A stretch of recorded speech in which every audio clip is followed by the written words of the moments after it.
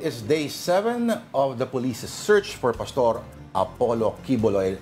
And for details, let's get the latest from Davao with Mobile Journal, Merrimon Reyes. Merrimon, mukhang nakapahinga ka na ba? At 1 week na at may nangaharas pa rin ba sa inyo dyan, Merrimon?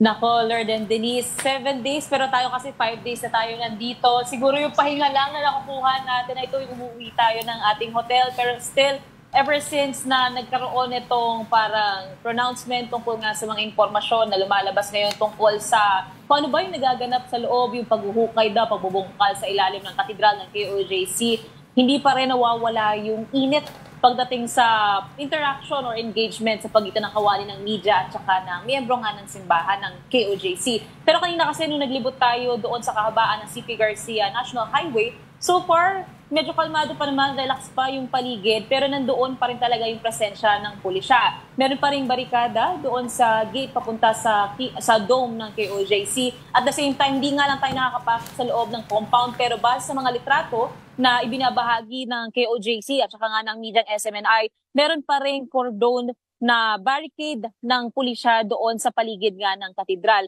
Isa sa concern ngayon na nakuha natin base sa mga nakausap natin mula sa KOJC na nakausap lang natin kaninang umaga, 7 days, ilang araw na rin daw suspendido ang face-to-face classes ng Jose Maria College. Ito yung paaralan sa loob ng compound dahil nga hindi makapasok ang mga estudyante at saka ang mga teacher. Nung tinanong natin kumusta po, paano ang setup nila so far, ang sabi online daw ang setup nila pero still they're hoping na sana bumalik na yung stability, tapos na raw sana yung sitwasyon nila sa loob para daw may pagpatuloy pag-aaral ng mga bata. Pero bukod doon, pagdating naman sa panig ng pulisya, maximum tolerance pa rin, on standby pa rin, ito yung pinaka-order sa kanila. Wala pa raw ibang binibigay sa kanilang instruction. Pagdating naman sa specifics or updates or progress tungkol sa search operations na isinasagawa sa loob, wala pa tayong ibang nakukuhang detalye mula sa PNP dahil nabanggit din sa atin ni General Alba kahapon nung nagpa-presscon siya, hindi raw ma-disclose yung mga ganitong specific na details dahil parte nga ito ng kanilang tactical operation. So nakikiramdam pa rin tayo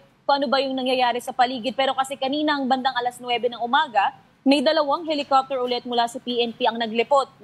Ito yung parang monitoring operations na isinasagawa nila. Yung huling nakita natin na gano'n ay yung araw na kung saan pipirmahan na yung receiving copy ng temporary protection order ng legal counsel ng KOJC na si Attorney Israelito Torion. So kanina rin nakita rin natin naglibot din itong 2 helicopter. Pagkatapos nilang maglibot, mayroon namang lumabas at nag-announce na KOJC member. Ang sinabi nila, meron na naman daw ipinasok na malaking plastic container na kahon na hindi raw hinayaan na masilip or mascan o makita yung nilalaman nito ng mga miyembro ng KOJC. So, tinanong natin, sir, ano po ba yung tingin yung, ano po ang sinabi sa inyo ng pulisya? Bakit hindi nila sa inyo pinapasilip yung kahon na ito? Ang sabi, hindi raw sila pinibigyan ng kahit na anong information. Dinedire-diretso lang daw ito ng pasok. So, tansya raw nila, it's either baka raw may ipaplanta sa kanila, di daw nila alam kung equipment daw ba ito na may kinalaman doon sa claim na merong explosive na isasagawa, kung meron bang pagbubungkal, may paghuhukay ba na gagawin, or yung tungkol ba ito doon sa drilling operations na naririnig mula sa kanilang paaralan. Balik sa inyo. Merrimon, there are so many assumptions right now, like what you mentioned, no, nanggagaling sa KOJC members. And we know that the tensions are high in the past several days. Pero the presence of the police, the presence of the KOJC members, what have you observed in the past 5 days that you're there? Padami ba ng padami o humuhupa na rin ba? Paano bang nagiging trend? Actually, yan din yung lagi nating inaabangan or inaalam tuwing lumilipas yung mga araw. Bukod kasi doon sa estimated na 2,000 na deployed police units dito sa paligid or doon sa paligid ng compound. Ngayon kasi hindi tayo mabigyan din ng exact number. Nag-shift din kasi yung mga pulisya. So every 12 hours nagsasalitan, may pumapalit na bagong unit sa loob at sa labas. So pagdating sa number nito, plus-minus siya lagi. Pero pagdating sa situation ng police, so far, sa nakikita natin, at some point, much relaxed sila compared nung Monday na naabutan natin na kailangan talaga, nakatayo lang sila, umaantabay sila sa lahat ng pagkakataon. Ngayon, may moments na nakakapahinga talaga sila, nakaupo lang sila. At nasabi nga lang din sa atin nung medical team mula sa pulisya, sa mga lumipas na araw, marami rin daw ang nilagnat, nagkasakit, high blood.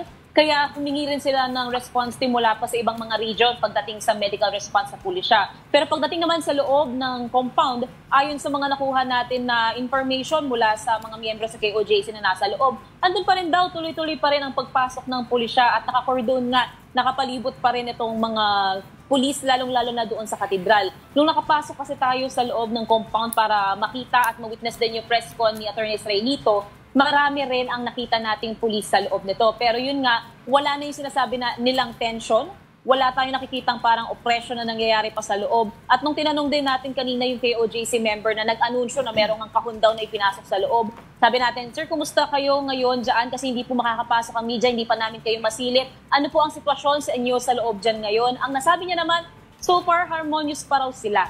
Ang concern lang daw nila ngayon ay yung presensya ng pulisya doon sa katedral, doon sa eskwelahan, at saka yung mga pinapasok nga raw ng mga containers at kahon. May nabanggit din sila, singit ko na rin ito, bakit na? Kasi meron din daw mga bata at saka mga matatandang civilian na pinapasok daw sa loob ng compound at pinagsusuot daw ng uniforme ng pulisya.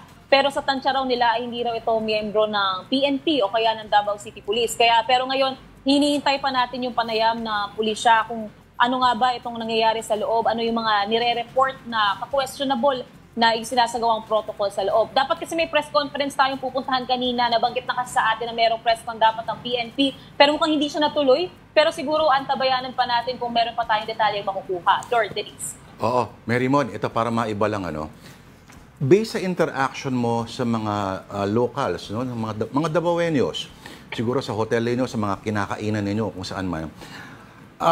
Pag i-gauge mo, ano kaya yung sentimento nila? Sila ba ay in defense of the pastor or sila ba ay sana mahuli na yan? Ano bang gauge mo dito? Anong barometro mo? Nako Lord, pagka nung nandito kami sa paligid ng CP Garcia Highway, ito kasi yung kahabaan nandun yung KOJC compound, nasa kabila yung Davao International Airport.